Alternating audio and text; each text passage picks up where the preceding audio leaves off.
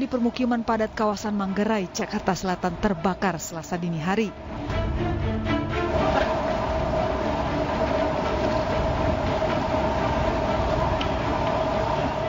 Belum diketahui pasti jumlah rumah warga serta jumlah kepala keluarga yang kehilangan tempat tinggal akibat peristiwa ini.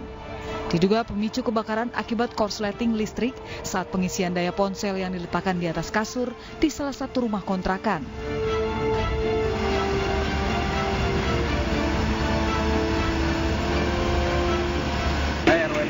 RW 6 sampai?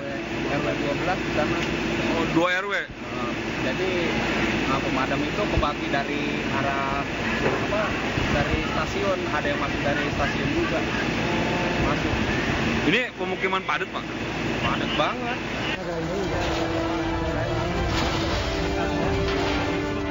Sebanyak 35 unit mobil dan 123 personil Damkar Jakarta berjibaku memadamkan api di lokasi. Dari Jakarta, Sofyan Firdaus, iNews melaporkan.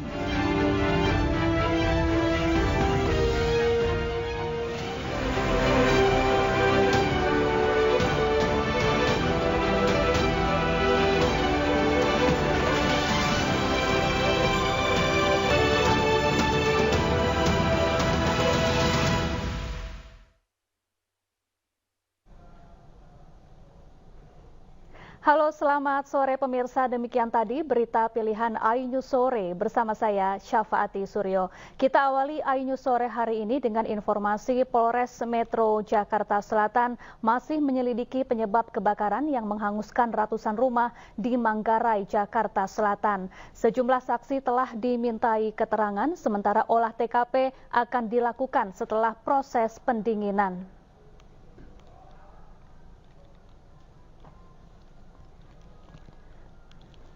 Asap putih masih mengepul dari lokasi kebakaran di Gang Remaja Manggarai, Tebet, Jakarta Selatan. Proses pendinginan terhadap kebakaran masih dilakukan petugas damkar. Kebakaran ini menghanguskan 200 rumah warga hingga memaksa 375 kepala keluarga mengungsi ke selasar stasiun Manggarai. Polres Metro Jakarta Selatan masih menyelidiki penyebab terjadinya kebakaran. Sementara 3 orang saksi yang melihat dan mengetahui awal kejadian telah diperiksa.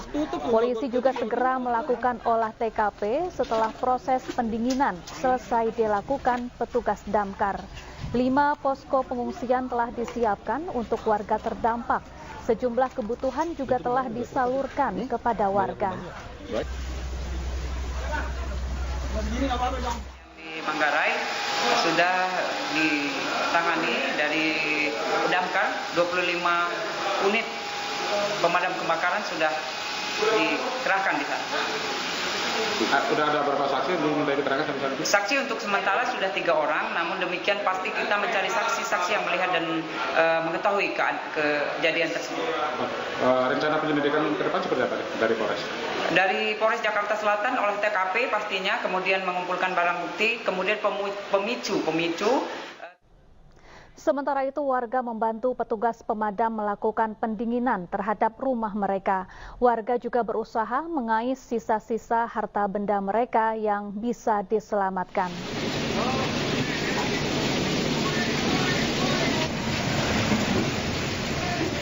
Hingga Selasa pagi, warga masih berupaya memadamkan api yang membakar rumah mereka. Petugas pemadam kebakaran masih berjibaku memadamkan api yang membakar rumah di kawasan padat penduduk di Jalan Gang Remaja, Manggarai, Jakarta Selatan. Diduga kebakaran terjadi akibat korsleting saat pengisian daya baterai ponsel di salah satu rumah yang terbakar. Api kemudian merambat ke rumah lainnya yang berada di sekitar lokasi.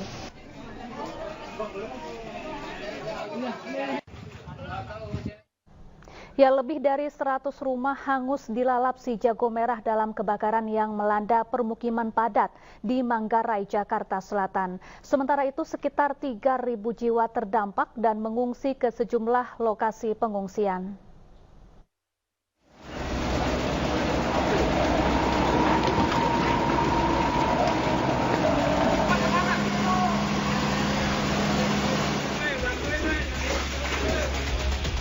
Sekitar 3.000 jiwa terdampak kebakaran di Kampung Bali Matraman, Manggarai, Jakarta Selatan.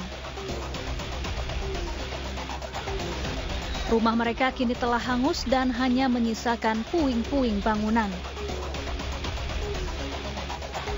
Lebih dari 100 rumah ludes dilalap si jago merah. Sebagian warga berupaya mengais barang-barang mereka yang masih bisa diselamatkan. Tidak ada korban jiwa dalam peristiwa ini, namun sebagian besar warga terpaksa mengungsi ke rumah keluarga atau kerabat maupun sejumlah titik pengungsian. Toilet di tempat pengungsian tersebut, air bersih, air siap minum, juga makanan-makanan lain buat mengantisipasi seluruh kebutuhan pengungsi yang datang di 5 titik tersebut. Kini petugas masih terus melakukan pendataan dan menyelidiki penyebab pasti kebakaran. Tim Liputan iNews melaporkan. Pemirsa, hingga kini warga masih mengais sisa-sisa harta benda di rumah mereka yang terbakar. Warga belum mendapatkan informasi tentang posko pengungsian dan berharap bantuan diberikan oleh pemerintah. Dan berikut laporan dari rekan Hamzah Hasibuan dan juru kamera Sadu Santo dari lokasi kebakaran. Kebakaran yang terjadi di salah satu gang di Kelurahan Manggarai, Kecamatan Tebet, Jakarta Selatan hingga saat ini masih terjadi dan masih terlihat beberapa orang dari unit pemadam kebakaran Pemprov DKI Jakarta masih terus mencoba melakukan pemadaman karena asap masih terlihat. Info yang kami dapatkan sekitar ratusan rumah terdampak dari kebakaran yang diduga akibat adanya salah satu warga yang melakukan cas handphone dan ditempatkan di atas kasur kemudian membakar kasur tersebut dan kontrakan dan kemudian merembet ke 2 RW yaitu RW 6 dan RW 12 di Kelurahan Manggarai, Kecamatan Tebet, Jakarta Selatan. Bisa dilihat hingga saat ini para unit pemadam kebakaran masih terus mencoba untuk memadamkan api dan juga mencoba untuk menghilangkan asap yang masih terlihat hingga Selasa sore. Kami juga saat ini sudah bersama dengan salah satu warga rumahnya terdampak. Permisi Ibu, dengan Ibu siapa Bu? Ibu Sunarsi. Oke, Ibu Sunarsi, kira-kira kejadian kebakaran ini Ibu sedang berada di mana saat itu Ibu? Saya lagi tidur dalam rumah karena ada anak teriak kebakaran, saya turun. Pas lihat tuh api udah gede di belakang ini gitu. Oke, baik Ibu, kira-kira apa yang terdampak dari rumah Ibu, mungkin bisa dijelaskan sedikit Ibu, mohon izin. Dampaknya ya udah habis semua, kita nggak ada tersisa bawa barang apa-apa, udah habis semua kita. Yang ada kita cuma di baju doang, kita pakai udah itu doang. Oke, baik Ibu. Kira-kira ketika kebakaran terjadi apa sempat ada mendengar ledakan atau yang lainnya mungkin Ibu? Ada pas sebelum madepin subuh di belakang meledak gas berapa kali meledak. Oke, Ibu, yang terakhir mungkin apakah sudah ada info terkait pengungsian bagi warga sekitar yang rumahnya terdampak, Ibu? Kalau pengungsian sih masih timpang siur ya, ada di sana, jadi kita belum tentu mana tempat kita yang kita diasalkan gitu loh buat pengungsian itu gitu doang. Baik Ibu, yang terakhir mungkin harapannya ke depannya Bu untuk para warga yang ada di sekitar yang rumah terdampak Bu? Harapan kita mah rumah biar bisa direnovasi lagi, satu, kedua kita pangan makan kita jangan biar nggak telantar gitu loh. Baik Ibu, mungkin bisa jelaskan mungkin ada bahan pangan atau mungkin pakaian juga yang dibutuhkan Ibu? Itu kita butuh karena kita nggak bawa sama sekali pakaian, jadi kita butuh buat ganti gitu. Jangankan pakaian, baju sekolah semua aja, buku-buku nggak ada, kita nggak kebawa semua. Baik Ibu, terima kasih atas waktunya, semoga ini bisa kembali pulih dan kembali normal ya Ibu ya.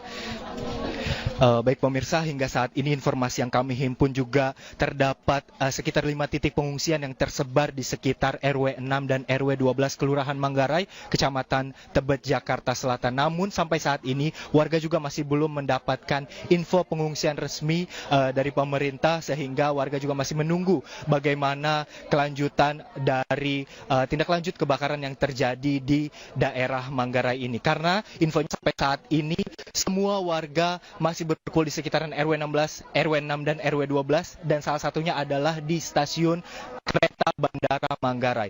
Dari Jakarta, Hamzah Hasibuan, Sadu Santo, iNews melaporkan. Ya, akibat kebakaran permukiman padat penduduk di Jalan Dr. Saharjo, Tebet, Jakarta Selatan, sejumlah warga yang kehilangan tempat tinggalnya terpaksa mengungsi di sekitar Stasiun Manggarai. Ratusan warga mengungsi di pelataran Stasiun Manggarai, tepatnya di jalur pemberangkatan KRL Bandara Soekarno-Hatta. Mereka membawa barang seadanya, diantaranya sejumlah perlengkapan tidur dan pakaian ganti. Total warga yang terdampak kebakaran permukiman padat penduduk mencapai 1.000 kepala keluarga atau sekitar 2.500 hingga 3.000 jiwa. Warga pun kini mengungsi sementara di halaman stasiun kereta api Bandara Manggarai sebelum nantinya dipindahkan ke 5 titik posko pengungsian.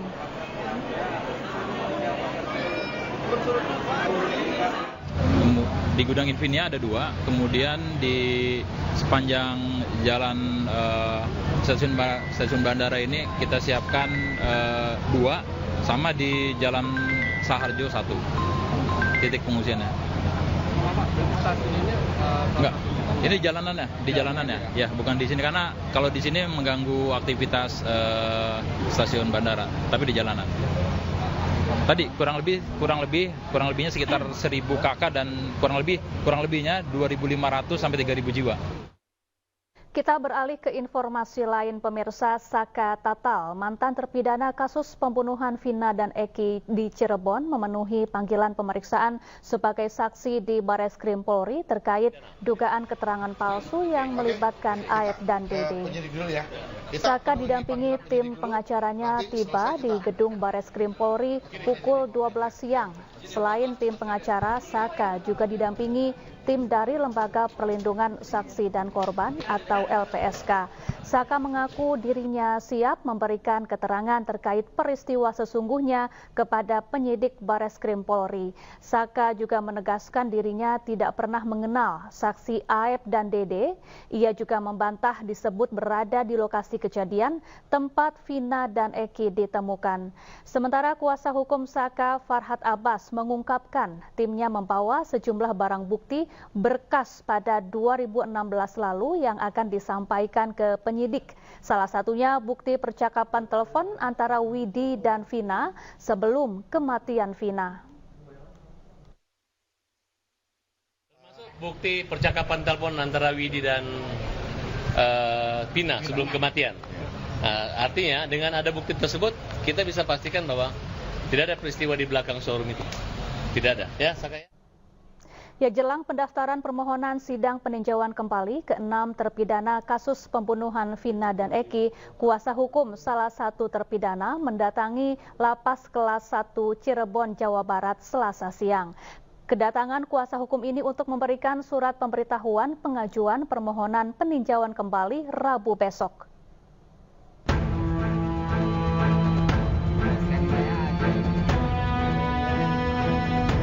Tim kuasa hukum Rivaldi Aditya Wardana atau Ucil, terpidana kasus pembunuhan Vina dan Eki, mendatangi Lapas Kelas 1 Cirebon, Jawa Barat Selasa siang. Kedatangan kuasa hukum untuk memberikan surat pemberitahuan bahwa 6 terpidana kasus pembunuhan Vina dan Eki akan mengajukan peninjauan kembali di Pengadilan Negeri Kota Cirebon. Tim kuasa hukum mengirimkan surat kepada Polda Jawa Barat serta Kementerian Hukum dan HAM agar ke-6 terpidana segera dikembalikan di Lapas Kelas 1 Cirebon. Nah, sekarang kami, tim pengacara juga meminta dikembalikan kembalilah 6 narapidana ini ke tempat semula, yaitu di Lapas Cirebon. Itu artinya untuk memudahkan PK atau gimana? Apa? Untuk memudahkan PK atau gimana? Kalau untuk memudahkan PK, ya. Kalau untuk mengenai mereka nantinya harus dihadir atau tidak, itu tergantung nanti majelis ya, bisa diapain. Mungkin kan sekarang sudah ada dari dulu kan waktu zaman Covid adanya Zoom ya, mungkin bisa melalui Zoom. Syukur-syukur semuanya itu bisa dihadirkan di persidangan, lebih enak lagi nih ya Kak. Sebelumnya, 6 terpidana kasus pembunuhan Vina dan Eki yakni Eko Ramdhani, Eka Sandi, Supriyanto, Hadi, Jaya, dan Sudirman melalui kuasa hukumnya mengajukan peninjauan kembali di Pengadilan Negeri Cirebon, Jawa Barat. Berbagai persiapan sudah dilakukan untuk mendaftar ke pengadilan. Bahkan 2 saksi, yakni Ismail dan Adi, sudah disiapkan lantaran mengetahui persis kejadian di malam peristiwa meninggalnya Vina dan Eki. Keterangan para saksi yang disiapkan diharapkan bisa menjadi bukti baru yang membebaskan para tersangka dari jerat hukum kasus Vina dan Eki, serta memulihkan nama baik mereka seperti Peggy Setiawan. Dari Cirebon, Jawa Barat, Tim Liputan iNews melaporkan.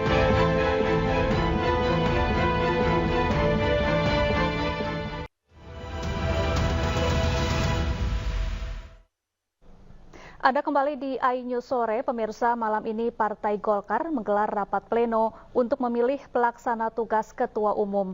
Sejumlah nama mempunyai peluang besar untuk menjadi PLT Ketum sebelum pemilihan Ketua Umum definitif.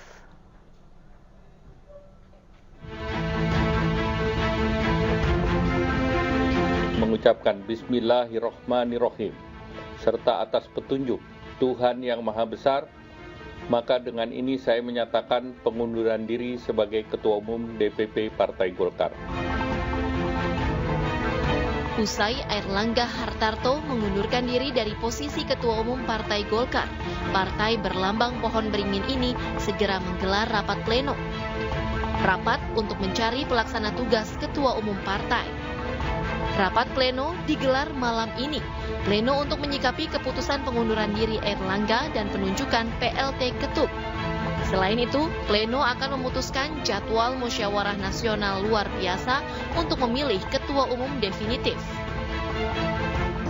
Di forum pleno tersebut nanti akan ditentukan siapa PLT ketua umum yang akan menjalankan tugas-tugas ketua umum hingga mengantarkannya kepada Munas tahun 2020. 11 wakil ketua umum Partai Golkar disebut berpeluang menjadi PLT Ketum. Namun, nama Agus Gumiwang Kartasasmita yang kini menjabat sebagai Menteri Perindustrian disebut-sebut menjadi calon terkuat. Adapun di sisi lain, sejumlah nama mencuat sebagai kandidat ketua umum definitif di Munaslup Partai Golkar yang akan digelar dalam waktu dekat. Di antaranya Bahlil Lahadalia dan Bambang Susatyo. Tim Liputan iNews melaporkan.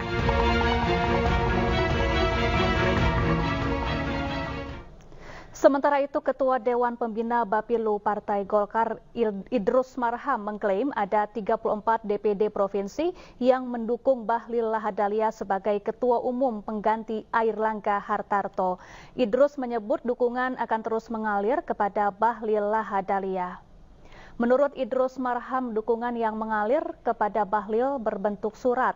Namun Idrus menolak untuk memberikan informasi secara detail karena bukan menjadi ranahnya. Idrus juga menjabarkan beberapa faktor yang dimiliki Bahlil sehingga pantas menduduki kursi nomor 1 di Partai Golkar. Di antaranya adalah kiprah Bahlil sebagai Menteri Investasi, kemudian prestasi dan komunikasi yang dianggap mumpuni selama menjadi kader Golkar. Bahlil juga dinilai memiliki modal sosial dan kompetensi yang cukup untuk memimpin Golkar. Hal itulah yang membuat Bahlil mendapat dukungan dari 34 DPD provinsi. Terima kasih dong. Kalau misalkan Pak Jokowi menghargai kader Golkar yang namanya Bahlil. Tidak atas nama Golkar, tetapi karena kemampuan individu, kompetensi dirinya. Mestinya kan kita terima kasih. Kan itu gitu loh. Nah ini saya kira, sehingga dengan demikian, belum lagi, nah ini yang paling menarik nih. Saya ditelepon beberapa DPD 1. Ini bagus juga nih Kanda. Saya bilang, apa bagusnya? Ini kan ada suasana kebatinan yang terbangun dari bawah. Mestinya ke depan ini yang menjadi muncul sebagai calon-calon ketua umum yang harus pernah memimpin daerah. Masya Allah, saya bilang apa? Ya masuk kami ini Kanda. Kami dari PD 1 sepakat mendukung Bahlil. Nah, kapok loh. Jadi makanya ada yang nyeroti malah direspon begitu. Jadi mestinya aspirasinya ke depan, kalau mau syarat mutlaknya adalah yang menjadi ketua umum harus pernah memimpin daerah. Jangan secara tiba-tiba di atas tidak tahu suasana kebatinan daerah. Dan sekarang secara faktual yang komunikasi adalah itu sudah lebih dari 30 DPD yang memberikan dukungan kepada Bahlil sebagai ketua umum. Itulah sebabnya mungkin sudah 33, yang lain ini mungkin hanya masalah teknis saja. Dan saya punya keyakinan nanti lengkap menjadi 38. Presiden Joko Widodo menyatakan bahwa mundurnya Airlangga sebagai Ketua Umum Golkar merupakan urusan internal partai. Presiden pun menegaskan tidak ada cawe-cawe dirinya terkait mundurnya Airlangga Hartarto. Pak Airlangga itu urusan internal partai. Di partai itu ada proses, ada mekanisme. Silahkan ditanyakan kepada Golkar, kepada Pak Airlangga. Ini di sini juga ada Golkar, Pak Tito, tanyakan, jangan saya mencampuri internal partai. Artinya penilaian orang ketika mengaitkan Bapak misalnya mendesak Pak Erlangga untuk keluar, ada cawe-cawe itu Bapak bantah ya Pak ya? Bapak seperti apa? Tidak ada. Ya, siapa kandidat PLT Ketua Umum dan Ketua Umum Partai Golkar pasca mundurnya Airlangga Hartarto? Untuk membahasnya sudah bergabung bersama kami ada pengamat politik Ujang Komarudin dan kami juga masih terus berupaya menghubungi Nurdin Halid, politisi Partai Golkar untuk bergabung dalam dialog kita di sore hari ini. Selamat sore Kang Ujang, apa kabar? Selamat sore, alhamdulillah baik Mbak Safa. Baik, Kang Ujang, malam ini Partai Golkar menggelar rapat pleno untuk memilih PLT Ketua Umum. Kalau menurut Kang Ujang, kira-kira siapa nih kandidat terkuat sebagai PLT Ketua Umum sebelum pemilihan Ketua Umum definitif? Ya, kalau saya sudah membaca ya, sudah menganalisa gitu ya, tentu ya secara subjektif. Tetapi kalau bisa saya sampaikan gitu ya, di antara nama-nama yang muncul, di antara nama-nama yang ada, ya, yang potensi besar menjadi PLT ya, Ketua Umum yaitu Pak Agus Gumiwang Kartasasmita. Ini berdasarkan pada ya informasi yang saya dapatkan di internal Partai Golkar. Ya, kenapa itu bisa terjadi? Misalkan namanya mengarah kepada Pak Agus Gumiwang, walaupun memang nama-nama lain juga punya peluang. Ya, karena dalam konteks politik ya Pak Agus Gumiwang dekat juga dengan Pak Airlangga. Lalu di saat yang sama Pak Agus Gumiwang juga dekat dengan Pak Jokowi. Mungkin jalan tengahnya di situ. Kalau kita bicara soal pelaksana tugas yang salah satu tugasnya adalah mengantarkan Munas atau Munaslup ya, entah di bulan ini atau di bulan depan begitu, sesuai dengan katakanlah kesepakatan di internal Partai Golkar. Jadi saya membaca arahnya ya ke nama mengerucut ya pada satu nama Pak Agus Gumiwang, walaupun memang nama lain juga punya kesempatan. Baik, Kang Ujang, agenda Munaslup juga akan dibahas di rapat pleno Partai Golkar malam ini. Kalau menurut prediksi Anda, apakah Munas akan digelar sesuai jadwal pada Desember akhir tahun ini atau bisa saja dimajukan menjadi Munaslup untuk cepat-cepat memilih Ketua Umum definitif? Kalau saya membacanya ya, tidak akan di Desember, akan dipercepat. Itu akan Munaslup. Bahkan ya skema awal yang saya baca di belakang layar gitu. Ketika Pak Airlangga itu mundur, katakanlah pihak-pihak tertentu ya yang saya katakan invisible hand itu menginginkan Munaslup Golkar itu terjadi tanggal 17 Agustus. Itu dipercepat gitu. Tapi invisible hand siapa maksudnya, Kang Ujang? Ya, adalah informasi yang saya bisa bertanggungjawabkan. Nah, tetapi kelihatannya saya dapat informasi ulang juga di 17 Agustus itu agak sulit, agak berat karena terlalu cepat. Maka ada skema di tanggal 25 Agustus. Tetapi ya itu pun bisa berubah tanggalnya gitu karena memang sesuai dengan kesepakatan di rapat pleno. Tapi tidak akan jauh dari bulan Agustus atau September dan tidak akan di bulan Desember. Karena saya melihat intinya Munaslup itu akan terjadi sebelum Pak Jokowi landing atau sebelum Pak Jokowi selesai masa jabatannya sebagai presiden. Saya melihat arahnya ke sana. Baik, jadi tampaknya sudah ada rancangan bahwa Munaslup akan dipercepat untuk memilih Ketua Umum definitif. Lalu siapa calon terkuat Ketua Umum Partai Golkar yang baru pengganti Airlangga? Apakah ini nama Bahlil Lahadalia memang cukup berpotensi sangat besar untuk menjadi ketum Golkar di Munaslup Partai Golkar? Ya sangat mudah ya menganalisanya gitu. Apa? Misalkan ada pengunduran diri Pak Erlangga rangkaiannya, lalu mengadakan rapat pleno, nanti PLT-nya bisa saja Pak Agus Gumiwang. Lalu nanti ketika Munaslup diselenggarakan, ya ketua umumnya sudah dikondisikan Pak Bahlil gitu. Jadi memang skemanya seperti itu. Kami dari pengamat, dari akademisi ya membaca skenario itu sudah terbaca sejak awal. Dan itu bukan sesuatu yang aneh ya. Ketika misalkan Bahlil Lahadalia itu mendapatkan dukungan hingga saat ini sudah 34 DPD, bahkan mungkin nanti akan 100% dapat dukungan. Karena kita sama-sama tahu juga bahwa Bahlil lah yang di-endorse, yang didukung oleh Presiden. Saya harus jelaskan di sini ya, ketika soal perebutan ketua umum itu ada 3 syarat yang bisa saya sampaikan untuk menjadi ketua umum Partai Golkar. Pertama itu punya jabatan, entah menteri gitu loh, entah ketua DPR, entah wakil ketua DPR, entah ketua MPR. Jadi Bahlil ini punya jabatan. Jadi siapapun yang punya jabatan punya potensi juga untuk menjadi ketua umum Partai Golkar. Tetapi faktor yang paling penting adalah izin atau restu RI 1, restu Presiden. Jadi itu yang paling penting dalam konteks siapa yang menjadi ketua umum Partai Golkar, itu tidak lepas dari itu. Nah yang ketiga itu soal uang, harus punya uang yang banyak, yang besar. Tetapi kalau sudah didukung oleh RI 1, maka uang itu akan dapat banyak, akan dapat mengalir, akan dapat banyak sumbangan. Nah dalam konteks tadi ya, siapapun ketua umumnya, pasti itu adalah orangnya Presiden. Pasti orang yang dekat dengan Presiden dan direstui Presiden. Tidak ada sejarahnya pasca reformasi ini, ketua umum Golkar yang tidak direstui oleh Presiden. Oleh karena itu, sahamnya Partai Golkar ya sahamnya pemerintah. Sahamnya Presiden, maka dalam konteks itu DNA Golkar selalu ada dalam pemerintahan. Baik Kang Ujang dan pemirsa, sudah bergabung bersama kami ada Pak Nurdin Halid, politisi Partai Golkar. Selamat sore Pak Nurdin, apa kabar? Selamat sore, Assalamualaikum, kabar baik. Waalaikumsalam warahmatullahi wabarakatuh. Selamat sore Bang. Selamat sore Kang Ujang. Baik, Pak Nurdin, jadi malam ini agenda pleno Partai Golkar adalah untuk memilih PLT Ketum. Siapa calon terkuat? Benarkah Pak Agus Gumiwang yang digadang-gadang menjadi calon PLT Ketum terkuat yang akan dipilih malam hari ini? Jadi ini sekarang ini saya adalah perjalanan menuju DP Golkar karena sesuai undangan nanti jam pukul 19 insya Allah kita akan menggelar rapat khusus untuk 2 agenda utama. Yaitu yang pertama adalah penunjukan dan penetapan PLT Ketua Umum.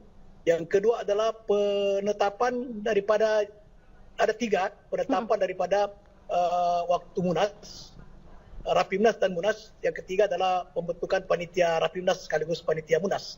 Kenapa ini kita harus lakukan? Karena dinamika politik yang begitu dinamis dan ada kontestasi politik yang sangat dekat yang harus disikapi oleh Partai Golkar, yaitu Pilkada serentak 27-29 Agustus waktu pendaftaran. Oleh karena itu maka kita harus melakukan percepatan dalam hal konsolidasi. Nah oleh karena itu insya Allah nanti malam kita akan upayakan musyawarah mufakat ya, karena sesuai dengan Undang-Undang Dasar Rumah Tangga ada 11 wakil ketua umum di mana nanti salah satu di antara seorang dari 11 itu yang punya hak untuk ditunjuk sebagai wakil ketua umum. Dan nanti kita upayakan karena memang karakteristik Partai Golkar yang sangat demokrat saat ini yaitu mengedepankan daripada musyawarah mufakat. Apabila musyawarah mufakat tidak bisa tercapai baru akan voting, dan kita dalam hal seperti ini sudah biasa ya. Di tahun 2016 ketika Pak Novanto mendapat masalah, kemudian kami juga ikut memimpin rapat pleno dan menunjuk Pak Erlangga sebagai ketua umum partai itu secara teratur. Ini hal yang sama kita lakukan nanti malam insya Allah, sehingga mohon doanya ini bisa berjalan dengan lancar dan tidak ada gejolak politik yang membahayakan. Baik, Pak Nurdin, tadi sebelumnya Kang Ujang ini menjelaskan bahwa ada dugaan memang sudah dirancang bahwa pengunduran Pak Erlangga ini kemudian nanti ada pemilihan PLT Ketum di rapat pleno, lalu nanti Munas akan dimajukan untuk memilih ketua umum Partai Golkar definitif. Dan apakah ini juga ada dugaan bahwa pengunduran diri Airlangga Hartarto ini ada tekanan atau intervensi di baliknya, Pak Nurdin?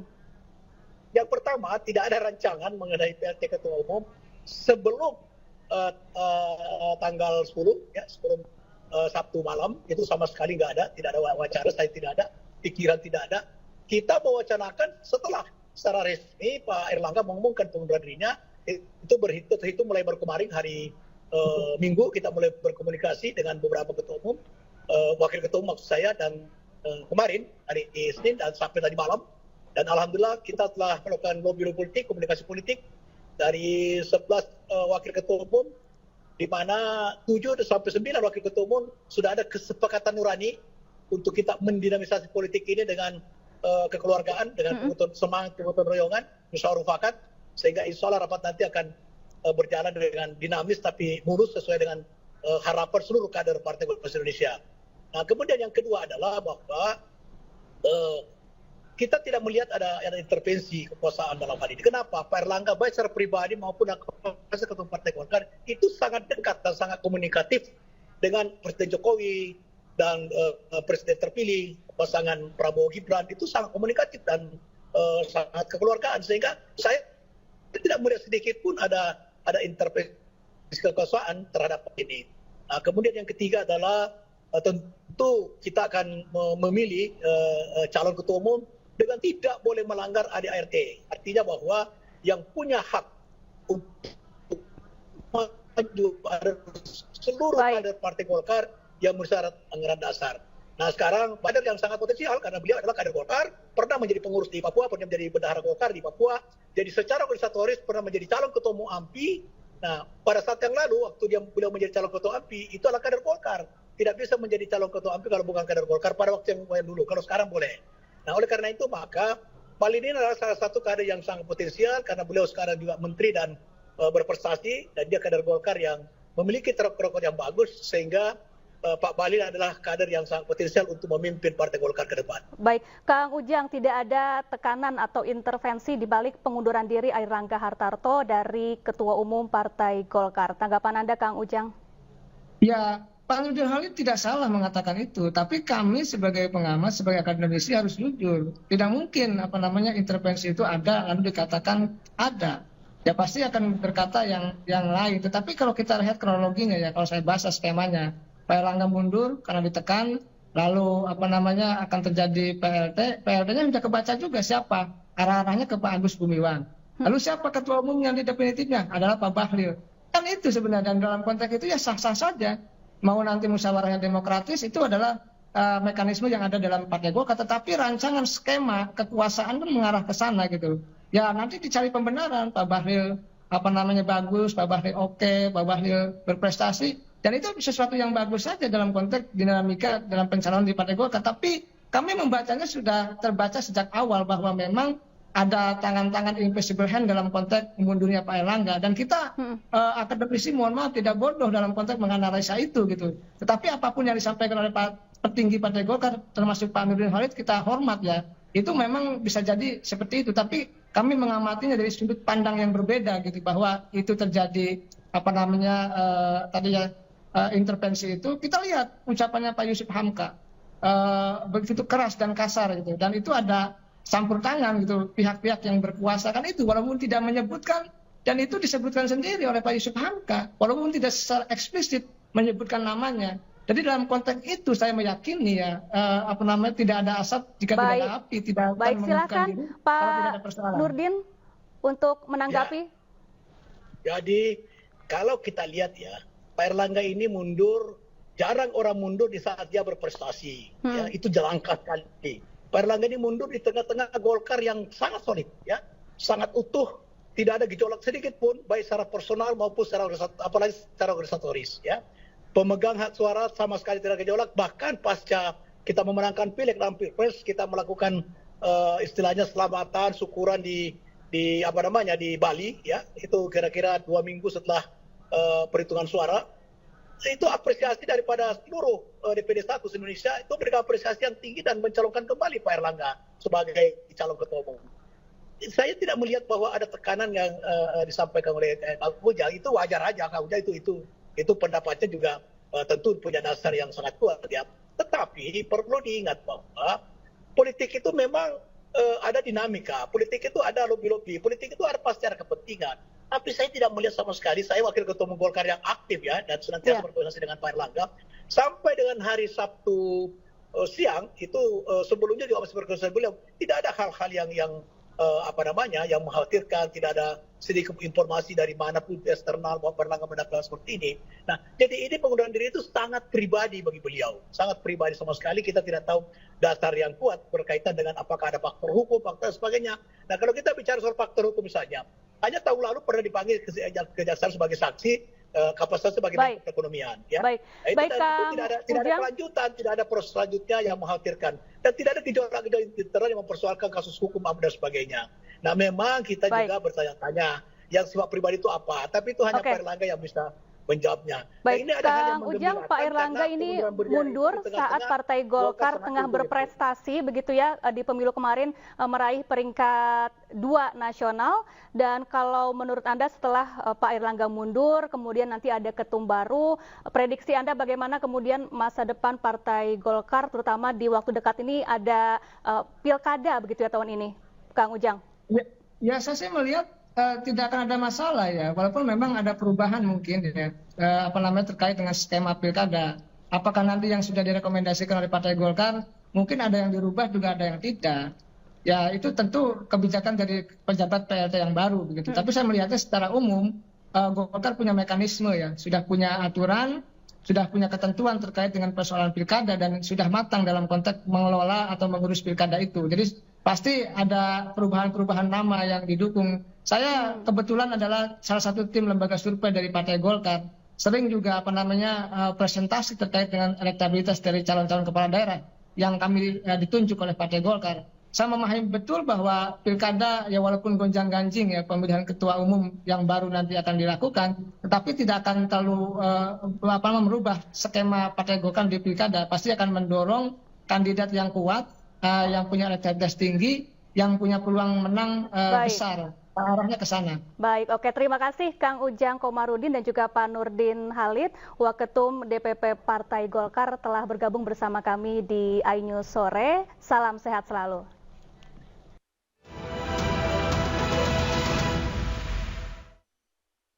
Pemirsa, beredar di media sosial pesan suara antara Anies Baswedan dengan Ketua DPW PKS Jakarta Khoirudin. Dalam pesan suara ini, Anies menjelaskan soal batas waktu 4 Agustus yang ditetapkan PKS.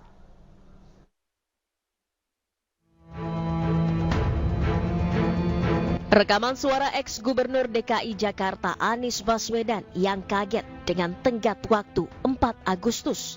Anies juga klarifikasi bahwa tidak ada pembahasan soal adanya batasan 40 hari untuk mencari dukungan partai. Sama sekali kita tidak membahas soal 40 hari dan lain-lain. Cuma saya kaget aja mendengar jubir-jubir PKS di media mengatakan tenggat waktu 40 hari, lalu deadline 4 Agustus sebagai deadline cari partai lain. Mengapa kaget? Karena memang tidak pernah dibahas ya. Dan setahu saya memang tidak pernah ada deadline soal SK dari partai lain. Yang ada adalah soal apakah setuju dengan Pak MSI sebagai pasangan.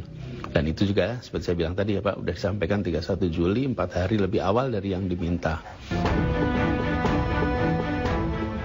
Pernyataan terkait batas waktu dinyatakan oleh jubir PKS Muhammad Khalid.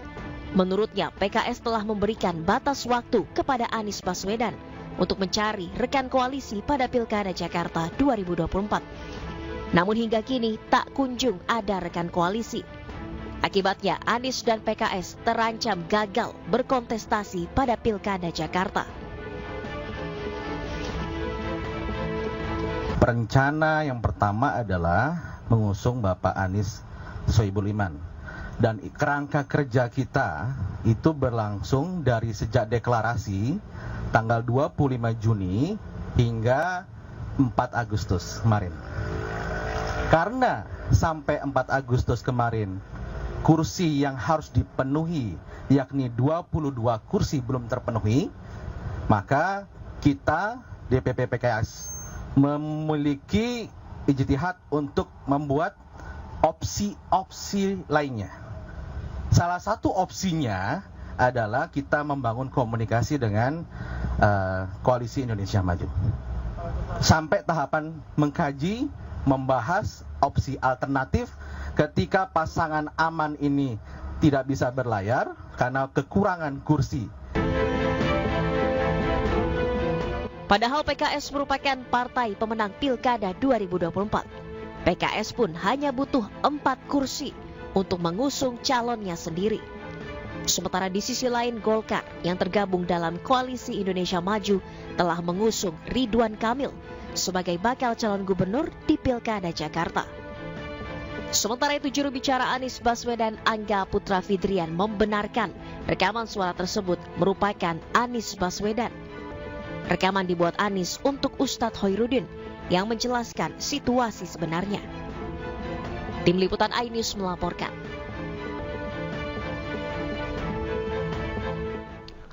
Ya, istilah kota kosong kembali mengemuka jelang Pilkada 2024. Dalam sejarahnya, kota kosong pernah menang dalam Pilkada 2018 di pemilihan Wali Kota Makassar. Lantas apa yang terjadi? Berikut informasinya.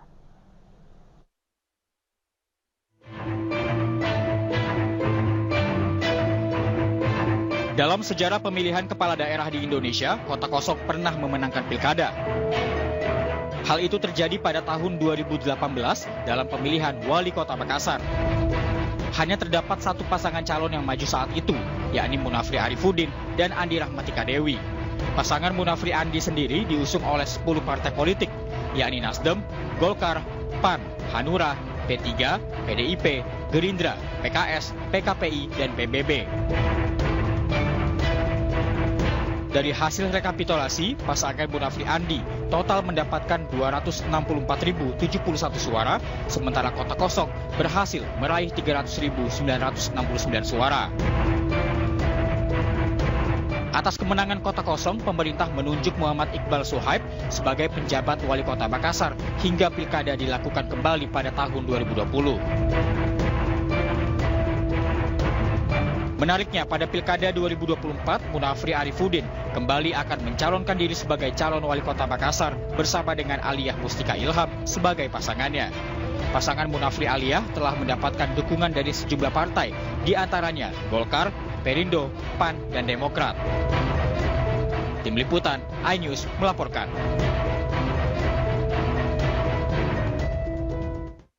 Sementara itu pemirsa, dalam Pilkada 2024, kota kosong tidak hanya menghantui Jakarta. Di Pilgub Banten, Golkar diprediksi akan tarik dukungan untuk Airin Rahmidiani. Akibatnya Pilgub Banten akan menyisakan pasangan Andra Soni Dimyati Natakusuma.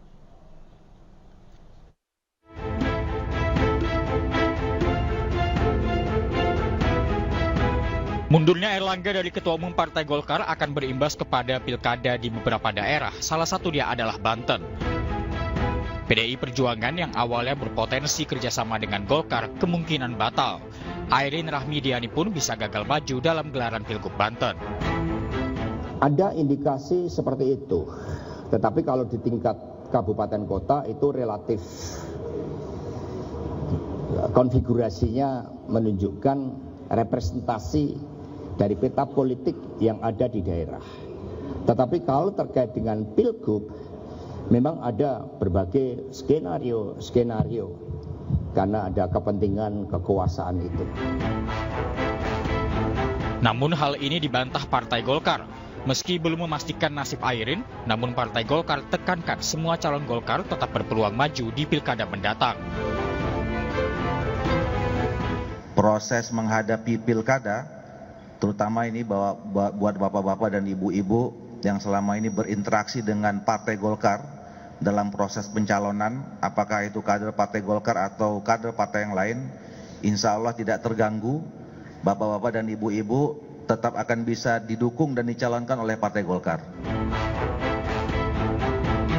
Kontestasi pilkada di Banten saat ini terbagi menjadi dua kubu.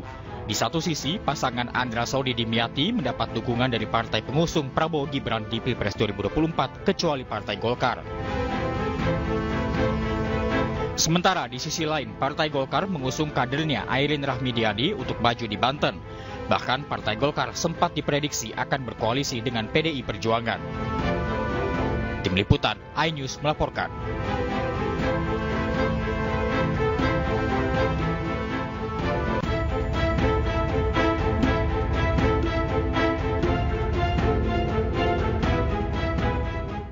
Pemirsa, Presiden Joko Widodo mengukuhkan 76 anggota pasukan pengibar bendera atau Paskibraka di Ibu Kota Negara Nusantara. Seluruh anggota Paskibraka itu nantinya akan bertugas di IKN pada perayaan HUT ke-79 Republik Indonesia 17 Agustus mendatang.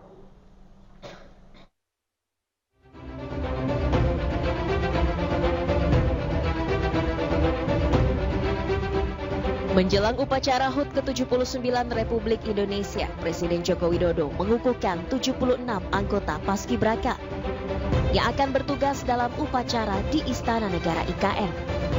Upacara dimulai dengan lagu Indonesia Raya yang diikuti dengan pembacaan ikrar putra-putri Indonesia.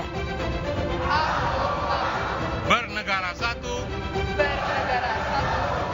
Negara Kesatuan Republik Indonesia.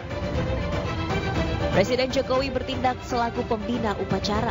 Sementara itu bertindak selaku pemimpin upacara, yaitu Violeta Agrika Sianturi, anggota Paskibraka 2024 dari Provinsi Sumatera Utara.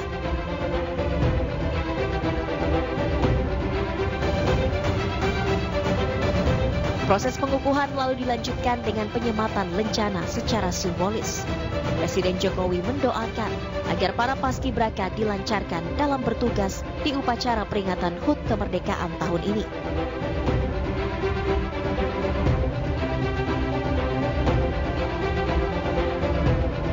Dengan memohon ridho Tuhan Yang Maha Kuasa, dengan ini saya kukuhkan pasukan pengibar bendera pusaka tingkat pusat tahun 2024 yang akan bertugas di Istana Negara Ibu Kota Nusantara pada tanggal 17 Agustus 2024.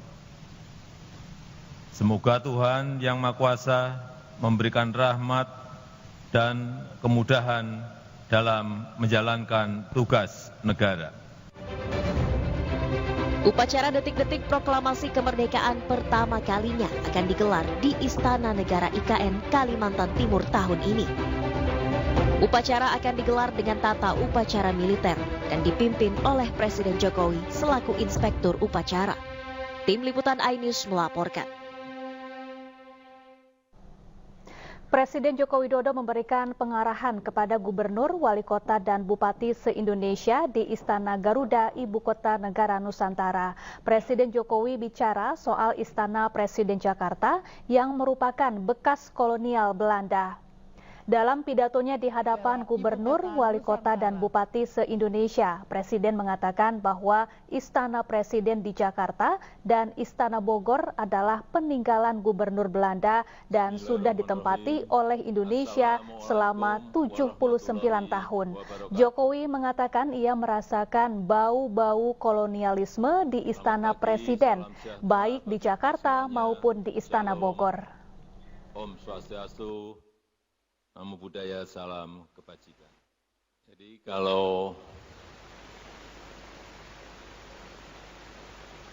istana kita yang ada di Jakarta, yang ada di Bogor, itu adalah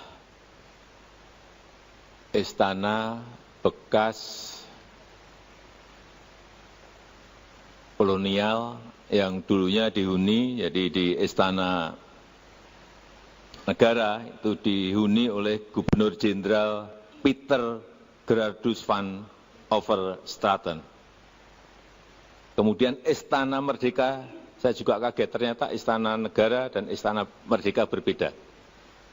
Dihuni oleh Gubernur Jenderal Johan Willem van Landsberg.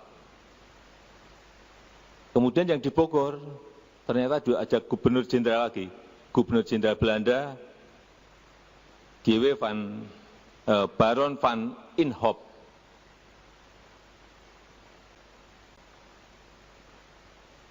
Saya hanya ingin menyampaikan bahwa itu sekali lagi Belanda, bekas Gubernur Jenderal Belanda. Dan sudah kita tempati 79 tahun. bau-baunya kolonial selalu saya rasakan setiap hari, dibayang-bayangi.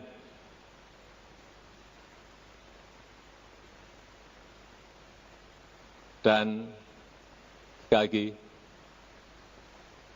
kita ingin menunjukkan bahwa kita punya kemampuan untuk juga membangun ibu kota sesuai dengan keinginan kita, sesuai dengan desain kita, tetapi memang masih memerlukan waktu yang panjang. Sementara itu dalam sidang Kabinet Paripurna di Istana Garuda, Ibu Kota Nusantara, Menteri Pertahanan sekaligus Presiden terpilih Prabowo Subianto menegaskan komitmennya untuk menyelesaikan pembangunan IKN. Menurutnya, proyek IKN sangat penting untuk pemerataan pembangunan dan mengurangi beban di Pulau Jawa. Ya, jelas dan tadi sudah saya tegaskan beberapa kali bahwa IKN ini akan kita tuntaskan, akan kita selesaikan dengan baik. Karena memang sangat dibutuhkan. Tadi Bapak Presiden menyampaikan soal pemerataan dan keinginan kita untuk juga meringankan daya dukung Pulau Jawa terhadap konsentrasi populasi dan konsentrasi kegiatan. Komentar saya tentunya kepada otorita. Pertama, terima kasih atas jerih payah dan prestasi yang sudah dicapai. Saya sebagai anak bangsa melihat, saya juga cukup bangga nuansa budaya bangsa kita sangat kuat. Dan ini juga membesarkan hati kita semua. Ini juga membuat saya ingin cepat beroperasi di sini, Pak.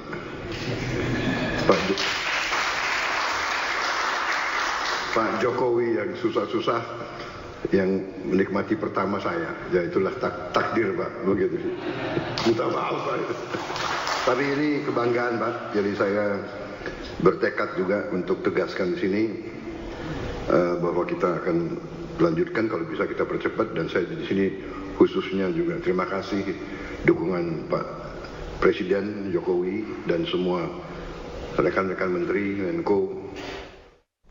Pemerintah terus mengebut pembangunan Ibu Kota Nusantara jelang digelarnya upacara kemerdekaan pada 17 Agustus mendatang. Berikut laporan Muhammad Zulhilmi dari Ibu Kota Nusantara, Kalimantan Timur. Untuk saat ini saya berada di Istana Garuda di Ibu Kota Nusantara yang menjadi ikon dari Ibu Kota baru. Nantinya di lokasi ini akan digelar upacara kemerdekaan 17 Agustus secara perdana di Ibu Kota Nusantara. Di lapangan inilah nantinya Presiden Joko Widodo dan juga Presiden terpilih Prabowo Subianto akan memimpin langsung upacara kemerdekaan.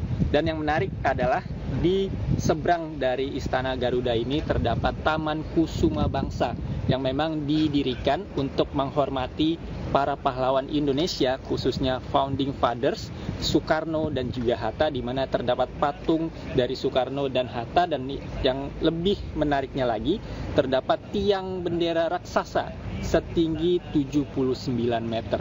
Dan memang untuk saat ini pemerintah terus mengebut pembangunan Ibu Kota Nusantara, yang mana Presiden menyebut sudah ada 55 investor yang masuk ke IKN, tidak hanya untuk pembangunan fasilitas pemerintah, namun juga untuk membangun fasilitas lainnya seperti rumah sakit, sekolah, dan juga lain-lainnya. Tentunya kita berharap pembangunan Ibu Kota Nusantara ini dapat menjadi simbol kemajuan bangsa Indonesia.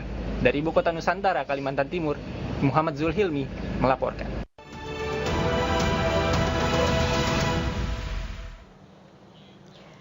Terima kasih pemirsa, Anda masih bersama kami dalam iNews Sore. Polres Metro Jakarta Selatan masih menyelidiki penyebab kebakaran yang menghanguskan ratusan rumah warga Gang Remaja Manggarai, Tebet, Jakarta Selatan. Sejumlah saksi telah dimintai keterangan. Sementara olah tempat kejadian perkara atau olah TKP akan dilakukan setelah proses pendinginan oleh petugas suku Dinas Penanggulangan Kebakaran dan Penyelamatan selesai dilakukan. Asap putih masih mengepul dari lokasi kebakaran di Gang Remaja Manggarai, Tebet, Jakarta Selatan. Proses pendinginan terhadap kebakaran masih dilakukan oleh petugas pemadam kebakaran. Kebakaran ini menghanguskan 200 rumah warga hingga memaksa 375 kepala keluarga mengungsi ke selasar stasiun Manggarai. Polres Metro Jakarta Selatan masih menyelidiki penyebab terjadinya kebakaran. Sementara 3 orang saksi yang melihat dan mengetahui awal kejadian telah diperiksa. Polisi juga telah atau segera melakukan olah TKP setelah proses pendinginan selesai dilakukan oleh petugas damkar. 5 posko pengungsian telah disiapkan untuk warga terdampak dan sejumlah kebutuhan juga telah disalurkan kepada warga.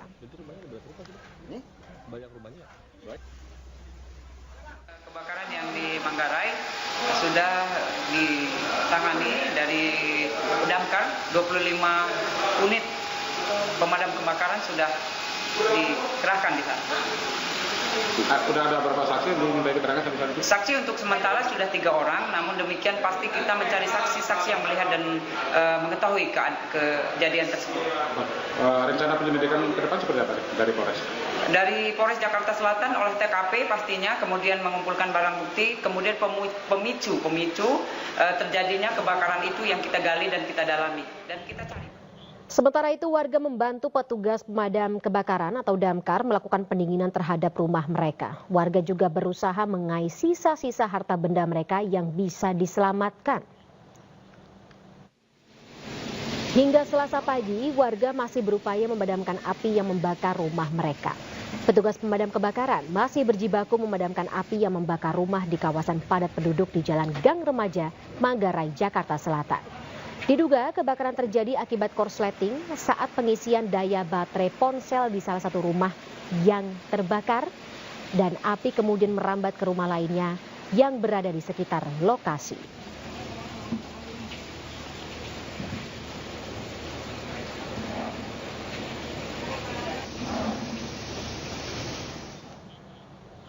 Pemirsa, lebih dari 100 rumah hangus dilalap si jago merah dalam kebakaran yang melanda permukiman padat penduduk di Manggarai, Jakarta Selatan.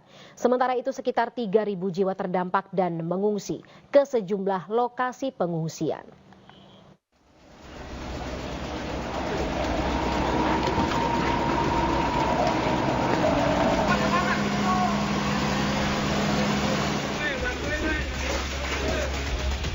Sekitar 3.000 jiwa terdampak kebakaran di Kampung Bali Matraman, Manggarai, Jakarta Selatan.